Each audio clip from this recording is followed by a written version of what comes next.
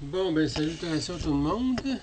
Je vais faire un petit tuto comment jouer avec les paramètres de microphone, puis de tout ça, des paramètres de carte, puis de ça pour Windows. Windows 7. Fait que c'est ça. L'important, regarde, c'est les petits haut-parleurs dans le coin. Faut qu'il essaye là. Faut qu'il essaye absolument pas. Faut qu'il essaye absolument là. Si jamais il n'est pas là, vous y allez dans panneau de configuration. OK. Puis vous y allez à matériel audio. OK. Matériel audio. Puis on va sur gestionnaire audio HD. Ça, non, ça c'est non, c'est mieux d'y aller directement. Ça c'est parce que je cherche un peu, parce que je vais ajouter le volume du système, modifier les sons du système, gérer les périphériques audio. Si jamais le speaker n'est pas là, vous allez là. OK? C'est tout. Vous allez là. Mais il y a une option encore mieux que ça, mais il faudrait que je le trouve. Non, je ne l'ai pas sur Windows 7, comment le forcer. D'après moi, il serait supposé être là. Anyway, s'il n'est pas là, c'est là que vous allez. Puis s'il est là, mais dans ce temps-là, vous cliquez sur périphérique d'enregistrement ou de lecture. Là, en général, dans le monde qui veut s'installer des PMR, en général, c'est toujours périphérique d'enregistrement, mais oui, c'est périphérique d'enregistrement. On va fermer ça. Ici, dans le périphérique d'enregistrement, qui est très important, si tu vois quelque chose, tu cliques à droite, n'importe quelle chose, mais tu coches afficher les périphériques désactivés, puis afficher les périphériques déconnectés. Fait que, peu importe la situation de tes périphériques qui sont, tu es capable de les voir. C'est non connecté ou non. Tu vas toujours les voir, dans n'importe quelle raison, tu vois tout au complet. C'est toujours mieux ça. Fait que là, à partir de là, mais regarde, ton microphone il est là, ton entrée line. En passant, ceux qui rentrent des PMR, les audio in, pour sortir le son du PMR puis l'envoyer dans la carte de son, ne jamais mettre ça dans le microphone. Parce que là, tu risques de faire sauter la carte de son, parce que qu'est-ce qui arrive en gros, là, on va expliquer ça vite fait. Il y a un léger voltage qui va là aussi, qui est là aussi. Mais il y a aussi le fait que une sortie de haut-parleur, ou un exemple au PMR, là, ta prise de casque, c'est un son qui est déjà amplifié. Puis un micro, c'est une entrée amplifiée. Donc tu amplifies doublement. Donc tu arrives à l'autre bout, tu es saturé au fond. Tes deux amplis embarqués une sur l'autre. Fait que oublie ça, c'est pas bon.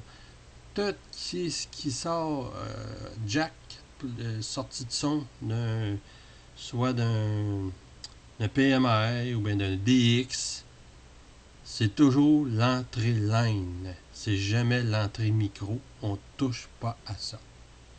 Puis là, à partir d'ici, l'entrée line, naturellement, si elle est souvent par défaut, je pense que c'est désactivé. On l'active, ça ne l'est pas. C'est bien important pour qu'elle fonctionne. Puis, comme je te dis, ici, c'est désactivé. Moi, j'ai déjà activé parce que là, j'ai plusieurs cartes de son. Là.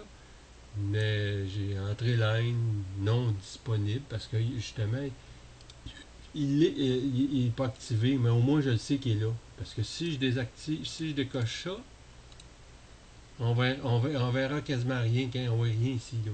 Parce que c'est juste ces affaires-là qui sont là. Fait qu'on ne peut pas aller les activer ou les désactiver. On les voit pas. Pour ça que j'aime mieux tout cocher. On voit toutes les périphériques au complexe.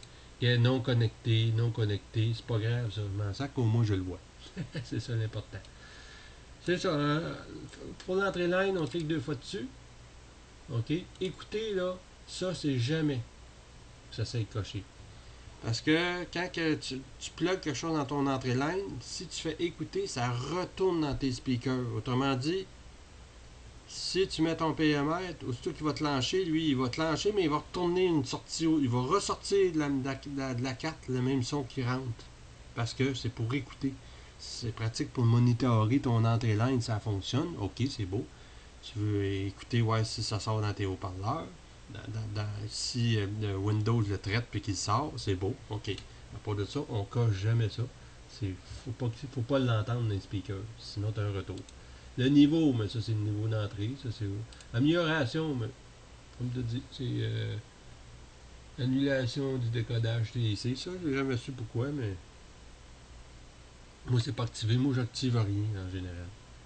J'ai d'habitude quand t'es un bon plugage, t'es organisé, t'es bien connecté, c'est supposé d'aller très bien.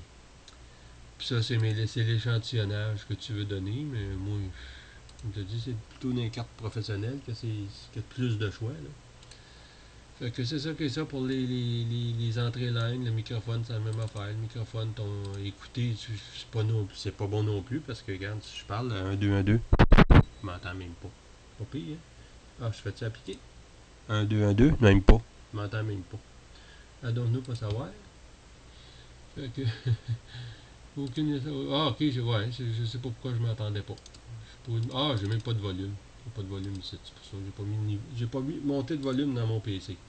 Mais comme je dis, c'est pas bon écouter. C'est écouter, ça va faire un retour aussi. Le niveau est là avec l'amplification.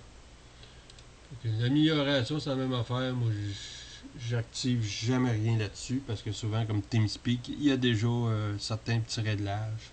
Fait qu'à embarquer un sur l'autre, c'est de la chenoute, ça marche pas. Des fois, ça ne fit pas avec l'échantillonnage de sorte que t'as. Moi, personnellement, ça donne rien de mettre ça. J'aime pas ça. Ça crève, ça. Ben, beaucoup de qualité audio. T'as vu, regarde, ici, un périphérique non connecté. Ça, c'est le microphone en avant. Mais vu que j'ai coché ces deux coches-là ici, je le vois même s'il est non connecté. C'est très pratique. Fait que c'est ça qui est ça pour les choses, comme un QSO, un exemple. Lui, un QSO, vu que tu n'as aucun réglage à faire, que tu peux pas faire de réglage du tout avec un QSO, tu es obligé de toi-même de venir dans un périphérique de Windows, puis il dit par défaut, c'est l'entrée line.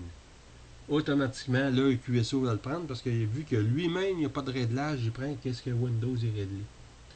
Puis c'est la même affaire, la lecture pour un QSO, si tu veux le sortir sur tes haut-parleurs ou sur ton casque, peu importe, tu es obligé de dire par défaut pour que EQSO le prenne par défaut. C'est ça, souvent les logiciels qui sont pas paramétrables, mais c'est le seul moyen de s'en sortir. Fait que c'est ça. C'est pas grand chose de petit tuto, mais au moins j'espère que ça vous a aidé. Salutations!